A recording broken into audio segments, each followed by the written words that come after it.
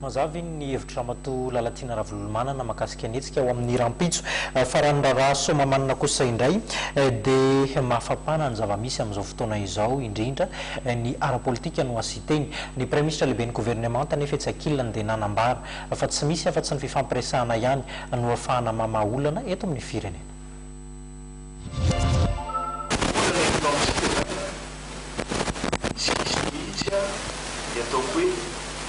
Fandresenahatra tena izy na dia ataoko hoe dialogue politique tsisy mihitsy zany ary zay no mampalahelo tsika rehefa miresaka matetika eny an-dalambe ary ndraindray aza roritina zavatra fa izy fa tsy le zavatra tena takina ny antony takina azy no tenenina azay foana ary mipaka amin'le hoe fanesorana ny fitondrana sy ny sisa tsara tsika raha mijery mihitsy eny fotony hoe inona ny tena olana ary eto foniteny no apetrako eto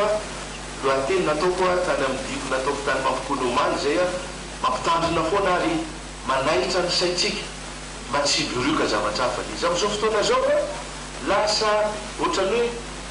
borioka any amin'ny fankarana vahiny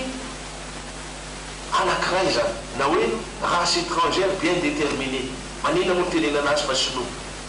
ratsy be raha tonga amin'izany atsika na tiana na tsy tiana araka ny teneniko teo manao ezaka atsika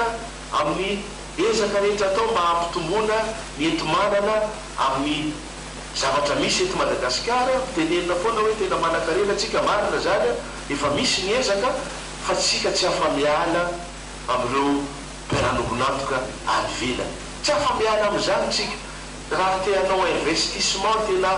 matanjaka atsika mahafatsika mampandroso aingana ny Madagasikara ilaina ny fandraisana anjara an'ireny mpiara-nobonantoka ny ivelany miresaka an'io zany zavatra anankiroa raha miresaka mpiara-nobonantoka ny ivelany misy resaka investissement dans le cadre ny accord bilatéral na accord multilatéral fa ilaina koa le système na PPP partenariat public privé mila mahay mifampiaino ny mpanohitra mila enon'ny mpitondra fa ny mpitondra koa mba tokony ho enona ohatra zao dans le cadre ny fanomanatsika ny francophonie sy ny comeza io